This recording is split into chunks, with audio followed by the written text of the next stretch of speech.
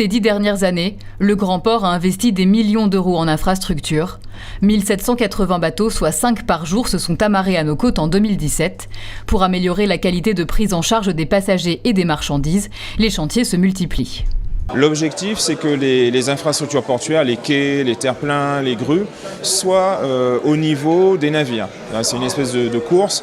Les navires augmentent de taille, les flux sont redispatchés et donc les ports doivent s'adapter continuellement à ça. Donc il y a une course en fait, une compétition entre les ports pour pouvoir avoir les quais de la bonne longueur, les grues adaptées. On y a investi beaucoup ces derniers temps. Donc il y a le premier volet de la Pointe des Griffes, c'était de l'ordre de 15 millions d'euros.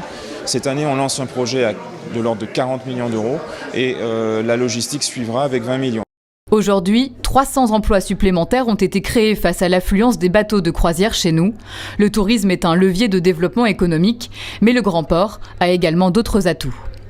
Une activité conteneur, une activité marchandise qui augmente de 5%, avec des variations très contrastées. Une forte baisse sur les hydrocarbures, en raison d'arrêts techniques, notamment de la SARA, et une activité très forte en matière de bien d'équipement, puisque les entreprises martiniquaises, singulièrement celles du secteur industriel, ont investi pas mal en 2017, et donc des évolutions contrastées. Sur les marchandises de consommation, une stabilité relative, et sur l'automobile, là aussi, une activité en légère baisse, mais après 3 années de forte croissance. Pour 2018, le Grand Port espère voir débarquer 600 000 croisiéristes.